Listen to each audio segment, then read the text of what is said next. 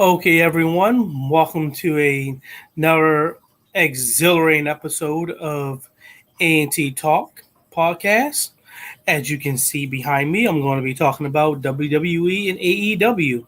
Both had their holiday specials on this week.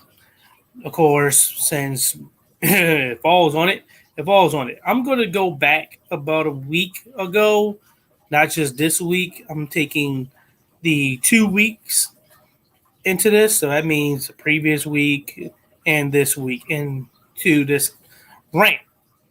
Because yes, indeed, I am going to rant. Not on them, yes, definitely. Not on AEW. AEW, they did it. If you watched, and please do watch AEW. WWE, I don't know what the hell that was. So, I'm taking into account 2 weeks. So, what the fuck was that? That was atrocious. That was atrocious. And I do understand that WWE is allowing for their, wrestlers to go on holiday, right? To take Christmas off. Again, these matches were pre-recorded. They know about pre-recording shit. They were famous for it. They did this during the 90s, the Attitude Era. I know. I watched them. So you can have things happen during pre-recorded videos. And I know doing that in front of live audiences get things to die down because you're watching basically 2 weeks in advance. A week in advance. You're watching currently and the next week. So you're afraid to do things. WCW got caught up in that. Trying to do things and try to make things, happen, and then someone get injured, but you did a previously recorded video, and now that person's injured, and now you gotta find out how you want to show this to the audience and mention the injury, right? And still try to keep the illusion of it being a live event. I know that. Again, I've been around when WCW was around. Actually, it was my favorite one out of the two. So I watched WCW and loved WCW. But here's the thing. All that aside, you still got to put your best foot forward. And I know all of the major, wrestlers are out for holiday. But you still got to put your best foot forward. During these 2 weeks, you're telling me you're going to run back Alpha Academy and American Made. And what do you do? What do you do? You still have Akira Tozawa and Otis. They still outnumbered. And still have the experience, the out experience on that too. They'll have the experience on that side as well. You have Otis. And that's it.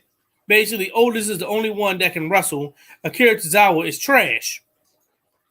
Why are you gonna have a match with Akira Tozawa taking on Chad Gable? I mean, you gotta treat these events as if they matter. People are still paying money. If I know that I'm going to go to a live event and I know the match is ahead of time, that's not easy to know, by the way. That's why you still have crowd signs cheering for certain people that's not even there, right?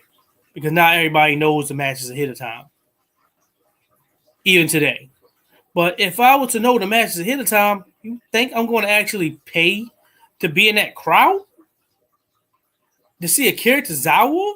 Akira Tozawa in an actual match. On what? I think it was Raw?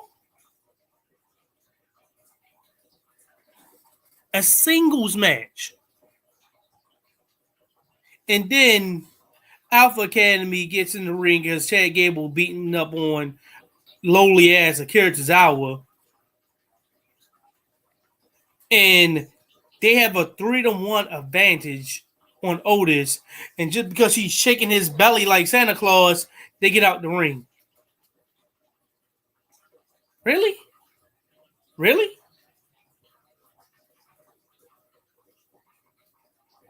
And then you had the ending. Both weeks, by the way, in a row, this week and last week, you had the new bloodline doing their thing. Coming out there beating up on people. 3 of them, by the way, because the rest of them are injured. Right? You have Jacob Fatu. You have Solo Sikoa. And I think one of the Tongans. I don't know if it's Tama Tonga or the other one. But one of the Tongans. Okay. Yeah. So they come out there and they start beating up on everybody. And they first start with, if I'm correct, I think it was LA Knight and 2 jobbers. One is Apollo Crews. I forgot the other guy was. But 2 jobbers.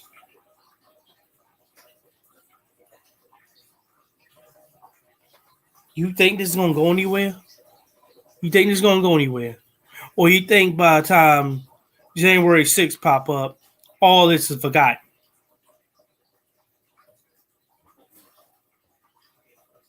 What in the world? What in the world am I watching? Apollo Crews, who hadn't been taken seriously since Big E was, and he had his rivalry with Big E? What? Come on now. You gotta admit that that's some trash. If you're going to make this actually something that's important, that the bloodline loses, maybe, they have on January 6th, you maybe shows some semblance that on January 6th, bloodline rules and, tribal combat, but, none of the bloodline on each side can get involved, but then Apollo Crews and LA Knight show up to cause Solo Sikoa the match, and then they can hang with these guys. You gotta show me something that these jobbers can hang with them. But night after night, they get their ass kicked.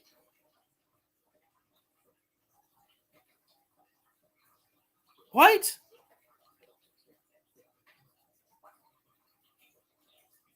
And then this Raw?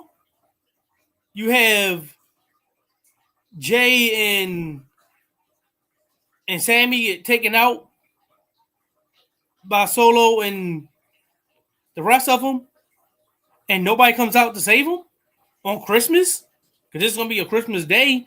What happened to Apollo Crews and LA Knight? What happened to them? Y'all no showed? Y'all just let them beat the hell out of you and just call it a day. Oh, I'm afraid. Well, I don't give a fuck. You a man, got balls. Show the fuck up. Ball up. Well, I don't give a shit. Come out there with a damn chair and smack the motherfucker in the head. Oh, Attitude Era. Ruthless Aggression Era. Start smacking people in the head with the chairs and shit. Real hard.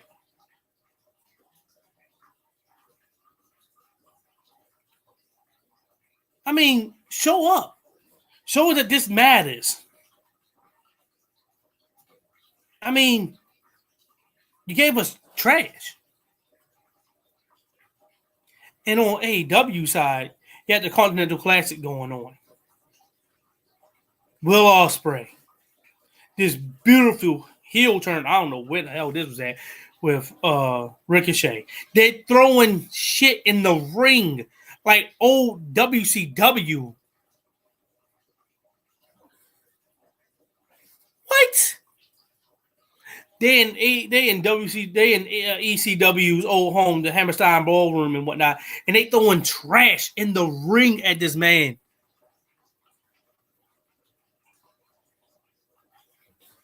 Y'all missing that? Like, where this Ricochet? Now he's not doing too much heelish stuff, which I don't like. He need to be more heelish. I mean, maybe might want to talk to MJF and take some tutelage from him, and get into the ring with them. Talk to Ric Flair, about some old heel tactics. I mean, we need some low blows going on, which I miss from old wrestling. They don't really do a lot of that. Low blows, poke to the eye. Randy Orton was famous for that too. Do some heel tactics. He's doing a little bit of heelish here and there, but when you a heel and you don't have the mic skills like a lot of these other heels, because Ricochet does not have the mic skills, he has to survive on his, actions. He can't be a New Day heel, and I do mean actual New Day like them as well, not just a modern era heel. I'm talking about them as the wrestlers on WWE, right? That's not on WWE. Those guys, Kofi Kingston and Xavier Woods, but he can't be a modern heel. He needs to build that up because we only known Ricochet, us who watch television, only known Ricochet as a face. So he needs to start building up some cheap heat, calling out the crowd, the low blows, poke to the eye type shit, getting the referees in the way. You need to be more slimy, more wiggly, because he's still going out there and actually wrestling. What the hell are you doing? What the hell are you doing, Ricochet? We know you how freakishly athletic, but you're going on the heel turn. He needs to build up more heat because he doesn't have that, but still liking it because his actions still leading to results. Them throwing trash at him, right? So you have people like Real Ospreay in the match. You have Ricochet in the match. Darby Allin. You still have, this new version of Blackpool Combat Club, which they, called the Death Riders now. But it's still the Blackpool Combat Club with Pac, pretty much is what it is, because you have, Carlio Castagnoli, you want to call him Cesaro, Carlio Castagnoli, you have Willer Yuta, and you have, don't want to call him Dean Ambrose, but Jon Moxley, right? Jon Moxley. Those were the guys from Blackpool Combat Club. Just missing, it's just missing, a few people. I think it was William Regal was one of them because that was their manager, and Brian Danielson, whatever they can want to call himself, right? Those two, that's it. Pretty much. Other than that, they just added Pac, the bastard Pac. I just call him Pac anyway. And minus those two, because William Regal is on WWE and Bryan Danielson is retired. Okay. At least for right now, we know. He's retired. Okay. Still looking good. Christian still being Christian Cage. I love this AEW version because in WWE he could not do that. He was not that as a heel. Love this one. Taking personal shots at people and whatnot. Even his own daughter was not, immune to this. That was his daughter, by the way. You didn't see it, it wasn't this week, but, he did do something where he tossed his daughter out the arena. Right?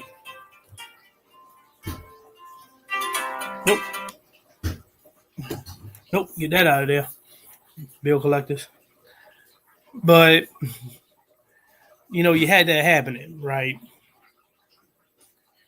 And Christian Cage has this basic Money in the Bank style thing, was the contract for a AEW championship. I think it's heavyweight championship because it's specific in the AEW. That's for that title. And he can cash this in anytime he wants. Right? And you have Jon Moxley in this fatal four-way, but make sure to believe that this is not your average fatal four-way, which I do like about this because it's supposed to be a fatal four-way, got to put the quotations, where it's him, if I remember, Hangman Adam Page, it's Orange Cassidy, and Switchblade Jay White. Switchblade Jay White, great one, by the way, all four of them.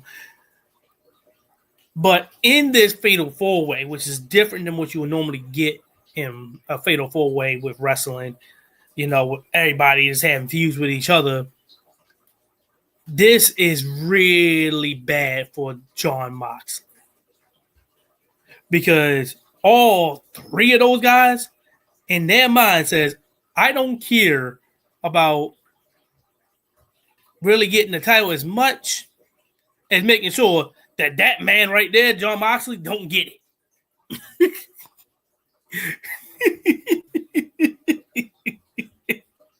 So this is gonna be good to watch. Now that's on pay-per-view, and that's gonna be this Saturday. Can't see it, don't got no money, but look at that. That's what AEW was getting you. Yeah.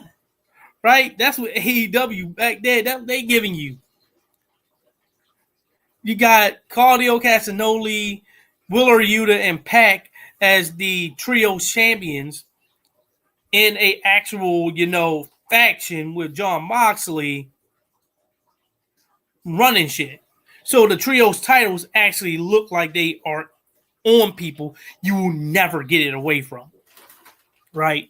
Not only do they have good matches and keep winning, they in this actual faction, not just on three random people, or a team, just a regular team. This is happening to be made up of three people.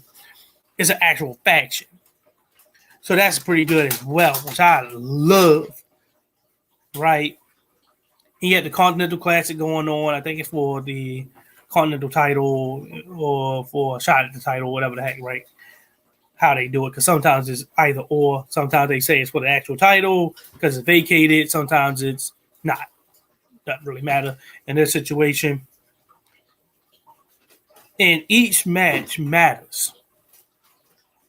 I think, Darby Allin and Ricochet's match, if I remember correctly, ended in a time limit, a time limit expiring, type of thing where they only get 1 point each.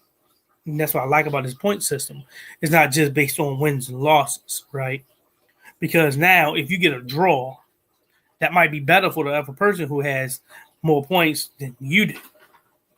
And this last thing is going, that 1 point is going to come down to, in a crucial thing in the match eventually, right?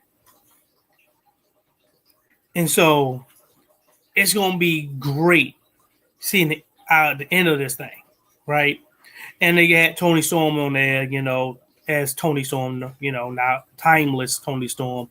Regular Tony Storm is back. So we get to see that with the women and whatnot. So AEW is giving you their starters pretty much, I hate to talk about it in, other sport like football and basketball, but got your second string and backups over there. But the the other one right here, now they giving you the starters. They giving you starters. Everybody there who's supposed to be there. Orange Cassidy, Jon Moxley, they're continuing these, storylines out in a big way. Unlike WWE, which, again, not giving you that. And I do understand that WWE is going to have the guys rest and whatnot, but goddamn. At some point, you got to start putting somebody out there that's Major League and actually does things to the actual story. If you wake up on January 6th and you go that night and turn on Netflix and see Monday Night Raw and find out that, that the Judgment Day, which is, JD Madonna and Finn Balor, are no longer the tag champions, are you really going to give a damn? No, because you can be looking at that like, no, duh. They don't have it because they weren't defending them. So obviously Triple H removed the titles from them. You're not going to put them up for defense and you can't find competition. Who cares, right? Who cares? Give me some real competition and whatnot. Put them up for defense. Somebody, you can't tell me you can't find somebody to actually, take them on. What about the New Day? We in this. You can't say, well, no, we can't say that. This is the new time period right now when this happens, and WWE tells you ahead of time that the brand split don't matter at this point because we're hitting into WrestleMania. So after the hitting into WrestleMania, the road to WrestleMania, brand splits don't matter. Okay, then why didn't the New Day showing up man on Monday Night Raw taking on JD Madonna?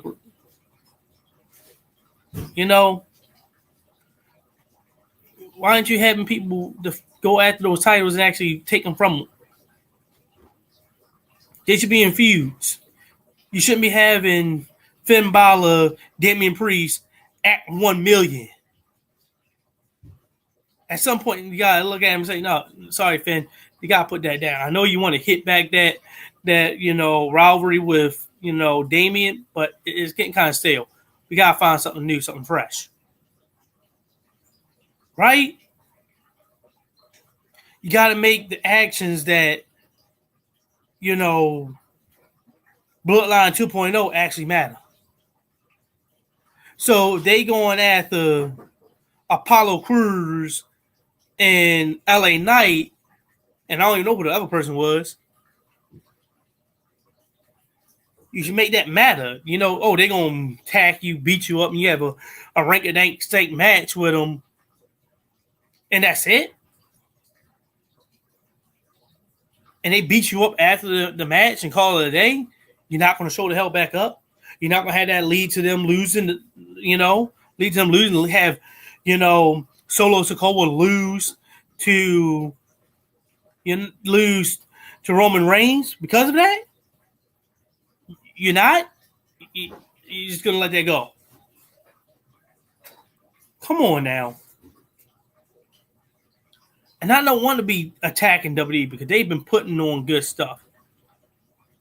Drew McIntyre right now is carrying the holidays because, my God, the fact that he's in a quasi, alliance with the new bloodline makes it pretty good because he did tell Solo Sikoa, I don't know, you did cost me the title, but only one right now I'm going after Roman Reigns, and I really want Roman Reigns to get his ass whipped, and I don't want to stop him from getting his ass whipped and whipping Yoin and causing him, to stand up triumphant and all that stuff. But okay, so I don't know, might want to decide on certain things. Oh, I know what I'll do. I'll let you take out the bloodline and Roman Reigns, but keep your head on the swivel because you might get a Claymore to the back of your neck, bro. Because I ain't forget, you're the main one that cost me the title at Clash at the Castle. Okay, I love that. Love that. This is some new stuff. These heels are actually thinking. They actually have reason. They actually think now. What? I thought you just be bad for bad sake. Just to be a heel. No, he actually has reason. Oh, okay. I'm interested. Sure, I'm a Drew McIntyre fan because truth be told, I'm with them. You know, they did cost you the belt, and you just want everybody to say, "Oh, bygones be bygones. It's okay." What? You had like 2 to 3 bites at the apple at Roman, and each time you lost it because the bloodline interfered?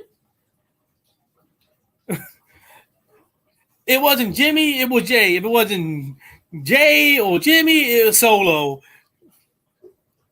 Come on now. Nah. Get my revenge. Don't start knocking heads off.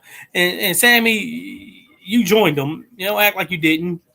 You know, I can see why he was attacked by, Kevin Owens. You know, you wasn't on it too, Sammy. You was on it. The Sammy Uso and Usi this and Usi that. Yeah, okay, yeah, it's gonna be Usi and Juicy when I kick your head off your shoulders. I understand that. Love it. But for the rest, it was Jabba City. That's not the same with AEW. All the A-list stars was there throughout the holiday season. So I had to rant about this because, my God, give us something. Give us something, bro. AEW putting A-list caliber people out there. You give me B-list, C-list, D-list people. I mean, Akira Tozawa was F-list, literally. He F-listed. He should be because he should be fired because he ain't doing nothing relevant at all. Period.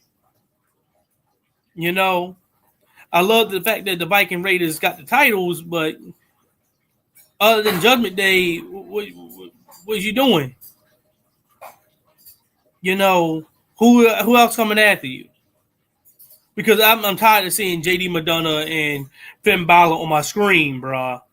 For real. I'm tired of seeing the Judgment Day. They flunkies. Jobbers. I'm tired of seeing Liv Morgan, Rhea Ripley. Tired of seeing that feud go on and on and on and on and on and on and on. I'm tired of seeing that. For real. I'm tired of seeing Raquel Rodriguez trying to be taken seriously when she ain't. We saw that you got your butt kicked by Ronda Rousey. Climbing up your arm, about to put you into an arm bar and shit. And she looking like a little ass kid climbing your back. You got your butt kicked by that little child. We know what it looked like. We know you ain't serious. The team need to implode and have these people go about their own separate ways and call it a day. Because I'm tired of it. Dead serious. I wasn't talking to you, phone.